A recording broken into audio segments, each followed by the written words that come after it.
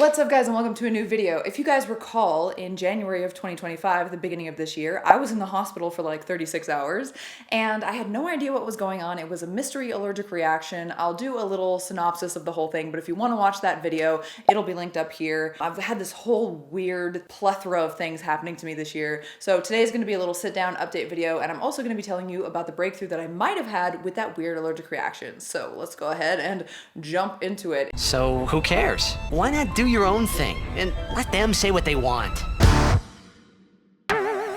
If you don't like me rambling and stuff, you're probably gonna wanna skip this video, but I will let you know there will be another travel vlog or two coming soon, and a Friday night mail, which I know you guys all love. It's getting close to Halloween, so I'm hoping to get that one up because I did use one of my beta's extra monies. He tried to buy me something else, but instead I decided to use his money to buy a Halloween costume. So that should be great for you guys. Stay tuned. And of course, always the best spicy stuff on all of my spicy sites, which is linked down in the description, along with that video about how I was in the ICU for 36 hours. Little synopsis of what happened to me in January. We were on our yearly snowboarding trip right after the holiday season. So it's like between Christmas and New Year's, we usually go and spend a few days on the mountain. We were doing that in Steamboat, Colorado this time. And on the very last day, I woke up with an intense like head itching situation where like, and everywhere like stuff was touching my body, like my sports bra that I slept in, there was like red lines everywhere. I was just having this weird,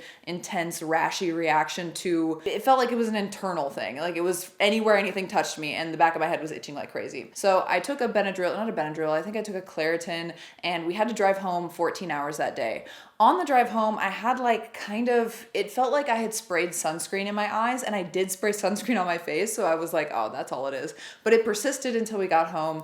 We had some food, we tucked into bed, and I was like, yo, this feeling is like intense. I started to puff up on my face, and then I also had hives all over my stomach. I just felt so uncomfortable in bed. I was like popping up going like, am I having a breathing problem? I can't tell if I'm in full anaphylaxis. Well, obviously I'm not in full anaphylaxis, but I was like, I feel like there's something going on with my breathing here.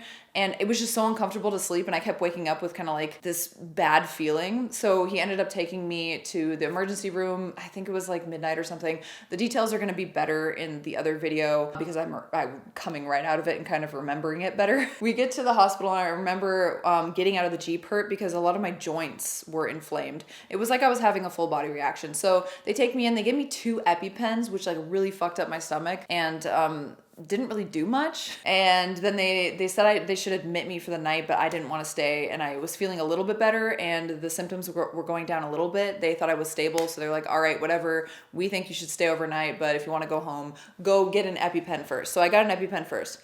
We get home and I sleep through the night and I feel like okay-ish. I think the next day was like a weekend day still. So we ended up meal prepping. I was feeling kind of like meh, kind of itchy, but like whatever.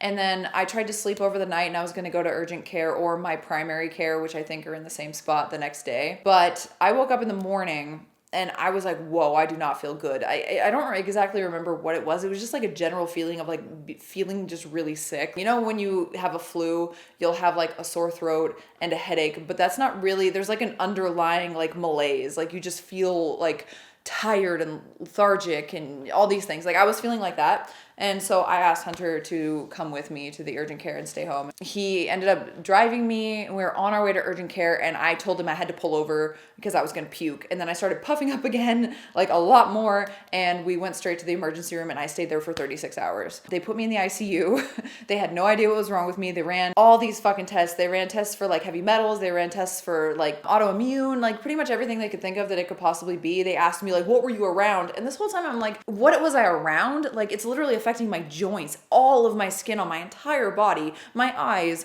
Like it's not something I ate, or like I guess it could be something I ate that's like flowing through my body, but it's definitely not something that I like touched. You know, it's not like a dermatitis situation here. Like it's everywhere on me, including inside my body. The reaction goes down a little bit, and they let me out, and for like 2 weeks I'm super itchy, and like when you touch me anywhere I would get red, just like going like this, I would get a red mark and be like super itchy and rashy. They had me on steroids for a while, and then finally like a month and a half after, I felt more baseline, but I still had itchiness like every day or every other day. And then I think I've only had in this whole year, I think I've only had like 1 or 2 months where I actually felt pretty normal. And I've been going to allergists.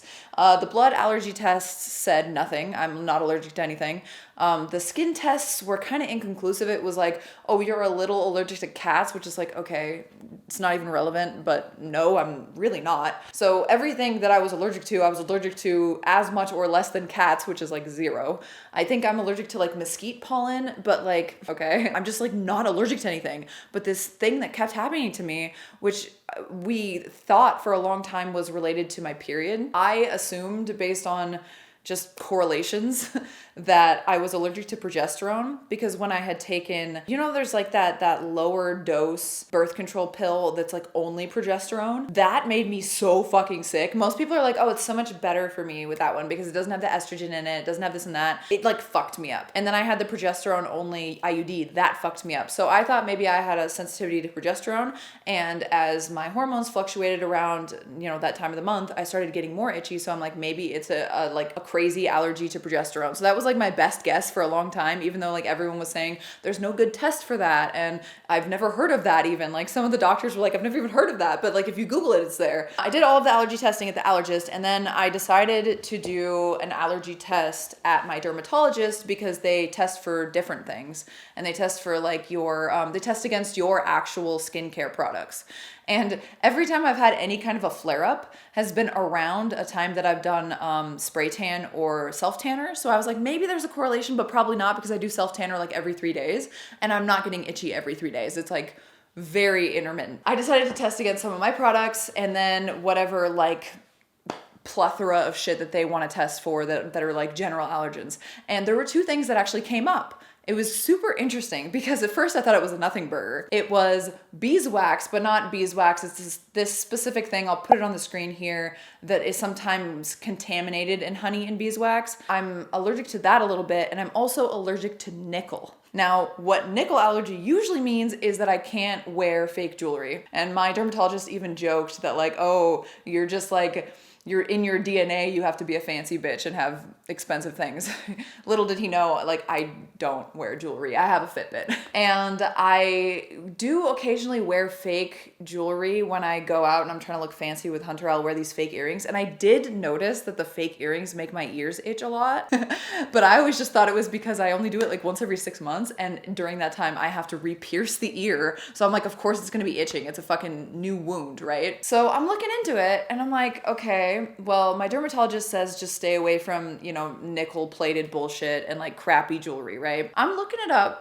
And I guess if you have a nickel allergy, there is so much food with nickel in it. A lot of the food I eat has nickel in it. And then I was looking it up even further, and there's this thing called like a systemic nickel allergy. And that's like more of an autoimmune thing. Like you would go to an immunologist, that's hard to say, an immunologist, to figure out if that's the case. They'll do a test by giving you like some nickel to ingest basically and checking to see what happens to you. And then they can do like an exposure therapy type thing over time if they think it's that bad, right?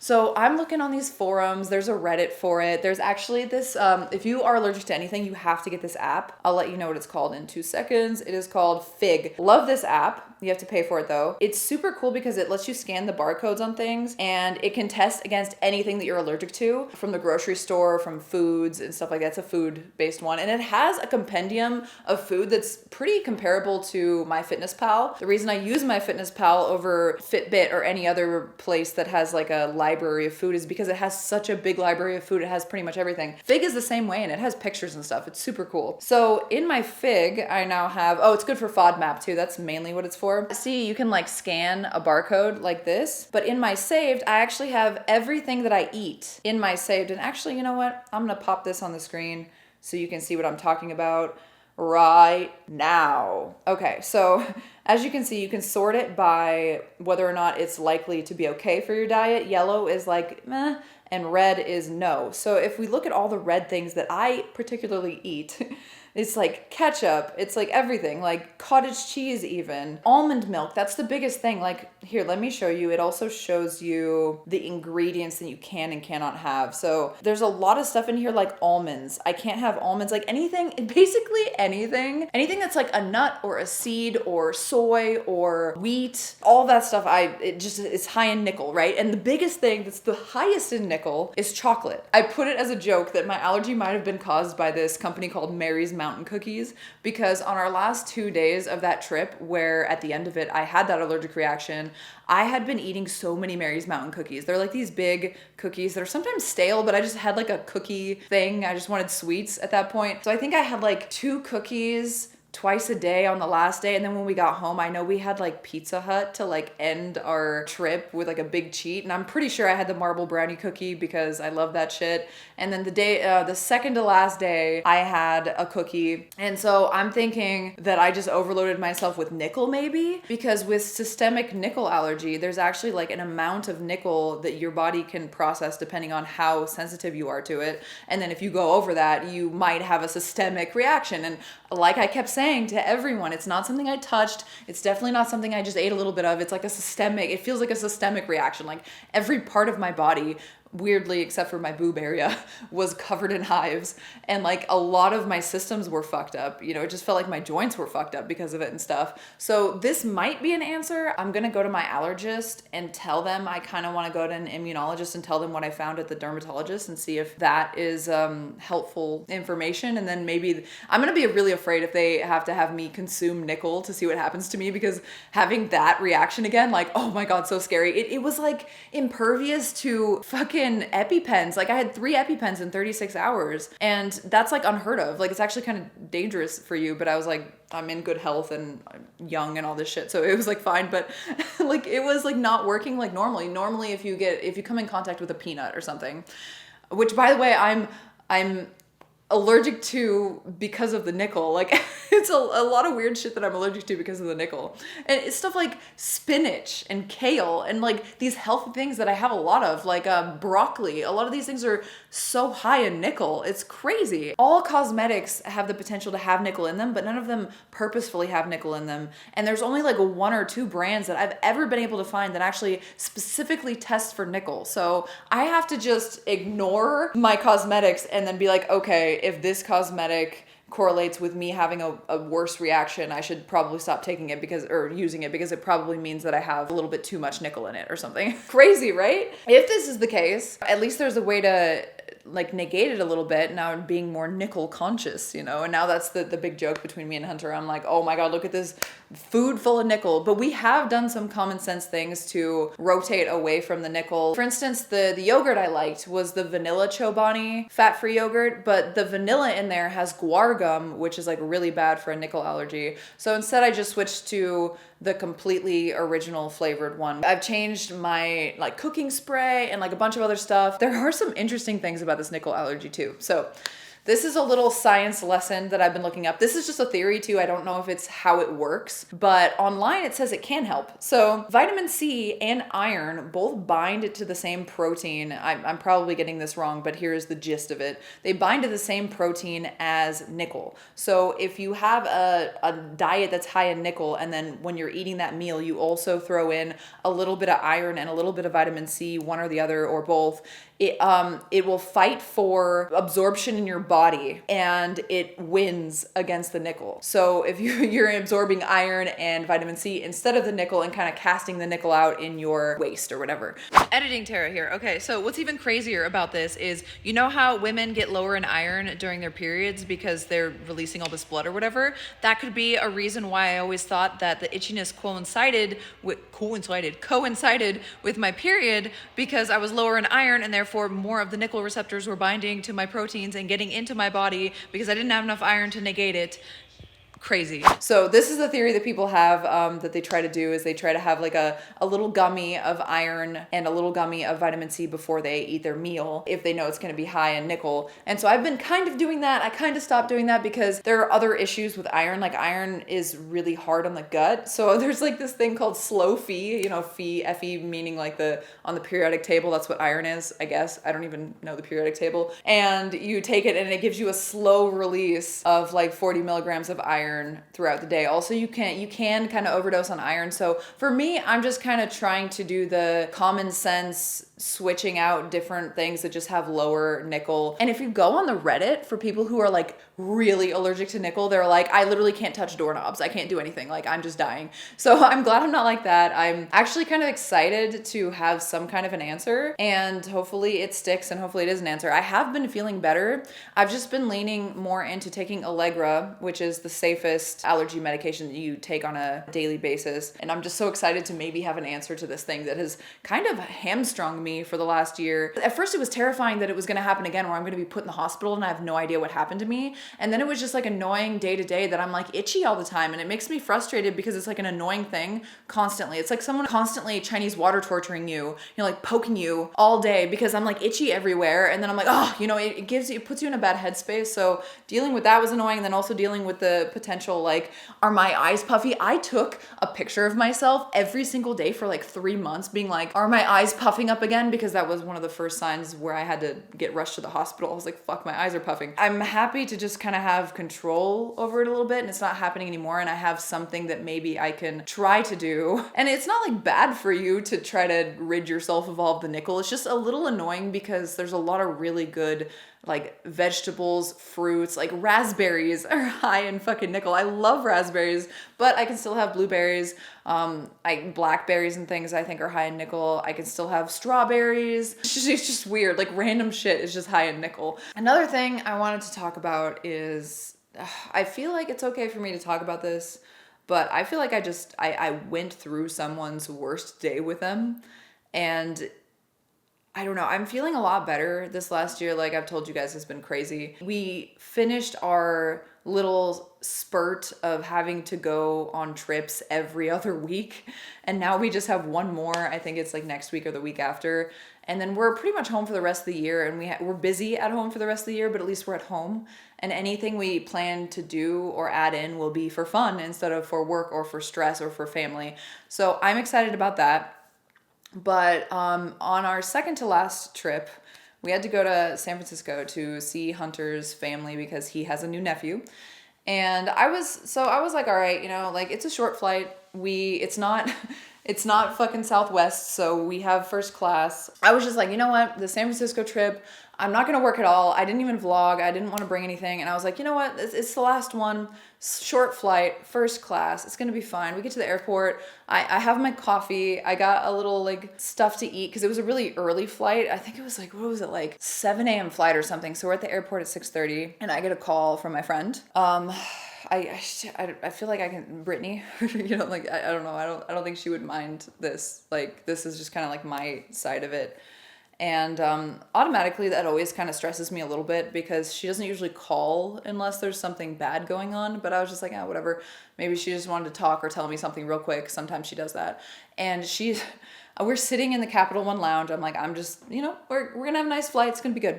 I was like sipping on my coffee, but I didn't even have my food yet. And she's just like screaming at the top of her lungs. I can barely understand her. Like, I don't even understand what's going on. I'm like, hey, calm down. Like, what's going on? You need to talk to me. And I have this sinking feeling in the pit of my stomach because I'm like, she has an older dog named Sydney who's like having like hyperthyroid and a bunch of other problems. And then she has a dog, a Doberman, who traditionally like has heart problems. Doberman are just like that. They usually get, I forget what the name is called, but it's some kind of thing that fucks with their heart, and it's just like a genetic thing, right? And like 50% of them have it. So she's like freaking out. She's like, I like can't understand her. Like, and I'm sitting in this lounge and I'm like, Brittany, calm down. But my fucking, like, I have this knot in my stomach and I just know, and like my anxiety's through the roof. And I'm just like, one of her dogs is not alive anymore or something's happening, right? And I can kind of understand through her like screaming and her cries that he's not moving, he's not breathing, right? So I'm on the phone. I'm like, you need to calm down.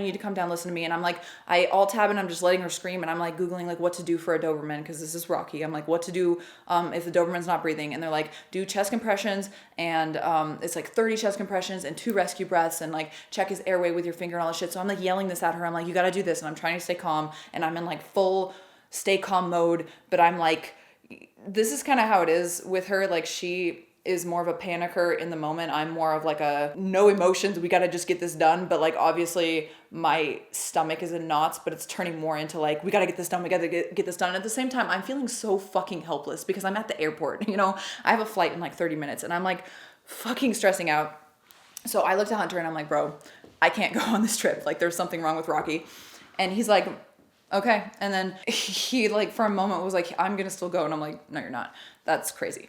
Like you gotta support me through this. And like, who's gonna pay? And like Rocky is like 120 pounds, right? 120 pound Doberman, European Doberman. So like the big ones, not the little like super lean ones, the big ones. He's like as big as me. She's like, I can't pick him up. I can't get him. I'm just like, keep doing the compressions.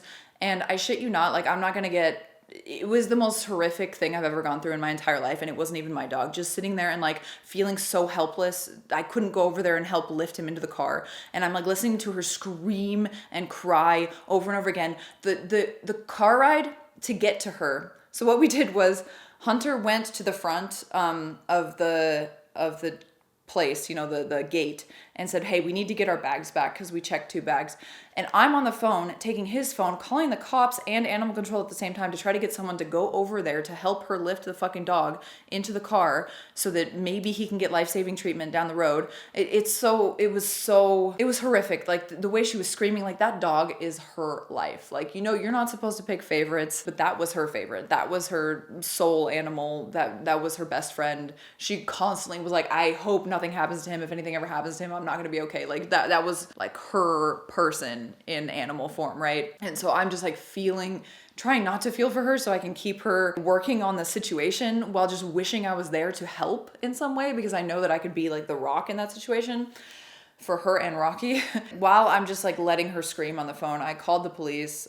They were like, we can't help you. Here's animal control. I called animal control. I'm like, please. They're like, oh, they're out with Metro, the police doing some shit right now, so they're not gonna help. And I'm just like, all right. I told her to start screaming for neighbors. I actually yelled at her and I was like, you need to calm the fuck down because this is the only way we're gonna fix this is if you're fucking calm and you're listening to me. You know, like so I'm yelling at her in this fucking lounge. We go and get our bags, and the whole process took an hour from getting the phone call to getting to her at the vet. The cops ended up coming. I don't know if it was from me or what, but like I was like, hey Brittany, I hear there's someone there. Can I talk to them? And it had been like 30 minutes at that point. You know he's gone, but I'm like, I'm not gonna push her to stop because what if I'm wrong? And you're like hoping that you're wrong, right? And like, I guess what happened is she took him out for a walk. She came back, she got on the phone for something with work and just walked over to start feeding them, and he was collapsed on the floor and just gone, just like that. There's nothing she could have done. Once I got there, they had her in a room. He was laid out on a blanket and she was just on the floor underneath there's like a place where you stick your animals if the animals are small, like a little bench. She was underneath that with her dog. We just sat there with her for,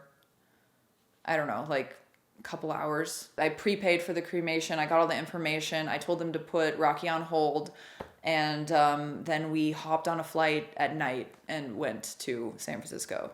And that was like a hard flight. First of all, you guys know, I've talked about this before. I have like a fear of flying, and everything that you have that you're bad at, like if let's say you're bad at saying no to alcohol, or you're bad at saying no to bad food, or you're bad at, you know, you can lose your temper. All of that is worse once you get tired.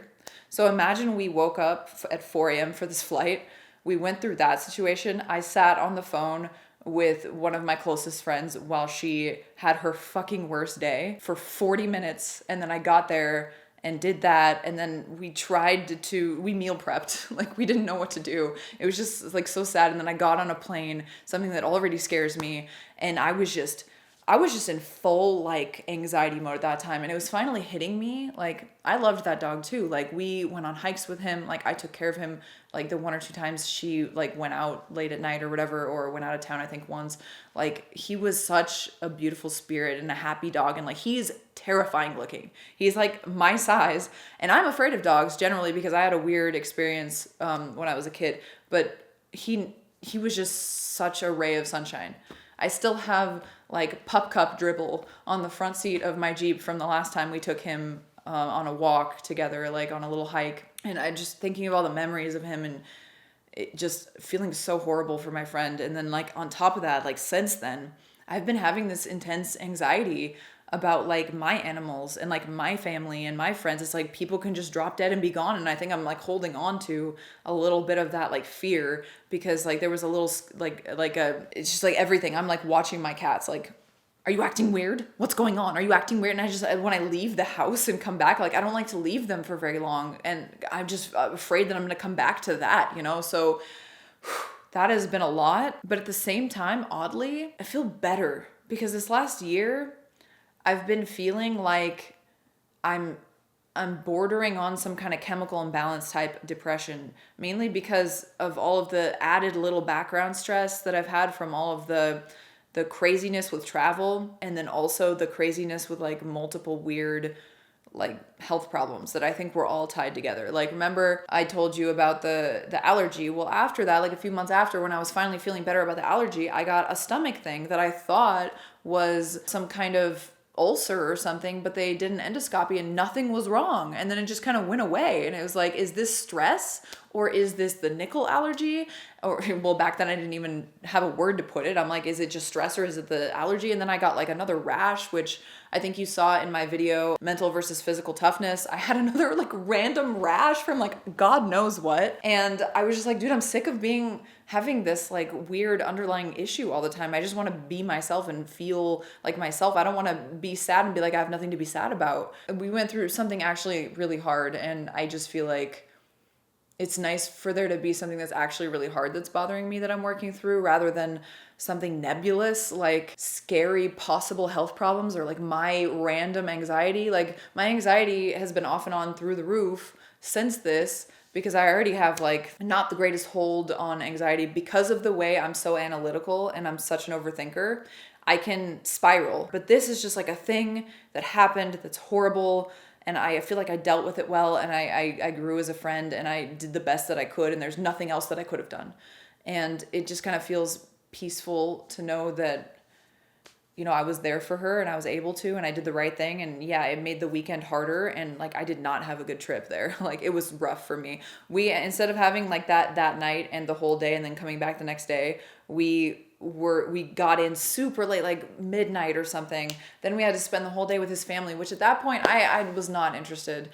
I was like, all right, I don't want to be here, but this is like for Hunter, you know? I feel like I'm just now processing like what a crazy loss and what a scary loss, and like the impermanence of life and all that. So yeah, that's what's been going on with me. I hope you guys enjoyed this chat. Let me know what's been going on with you guys. And remember, like the video and subscribe to the channel. It supports me. Commenting definitely supports me as well. I'm trying to like regrow this channel and be more consistent. And you guys have seen that I've been doing more travel videos, but I'm also trying out Nick from the Shit Tara Says videos as my editor. And there's been a little like rockiness in there.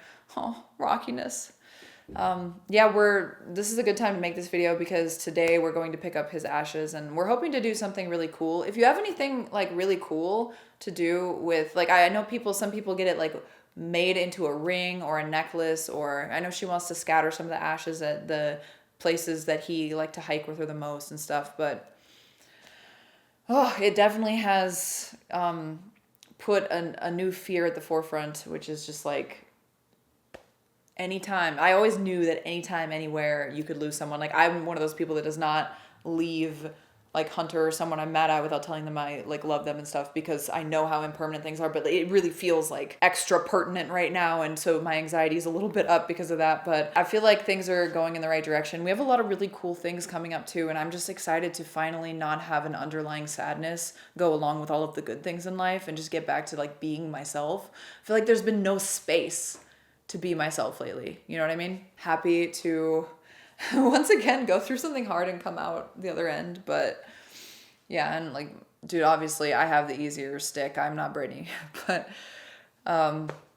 it's super sad and super scary. And yeah, hug your loved ones, pet your pets, and you know, make sure you do your best. I feel like Brittany did her absolute best. Like, she was already got him like a heart exam, and it looked like he was like fine. She got some heart meds for like early signs just in case. And it's just like there was no indication that her younger 8-year-old Doberman was going to die before her Sydney, who like wears a diaper now and is like, you know, she's like a puppy. She's like, woo, but she can barely get around, you know, like we all thought it would be Sydney. So even though you can't prepare for that, it's like, I'm gonna put a picture of Rocky on the screen. Rest in peace, Rocky. I'm gonna miss you. Now he's immortalized in a video, and I'll talk to you guys soon. If you want any of my links, down in the description, and remember to watch that video about the 36 hours in the ICU, which was fucking crazy. Oh my god. I will see you next time, and next time it'll be a little bit more fun because we'll either be traveling or trying on some clothes. Love you guys. Talk to you soon. Bye.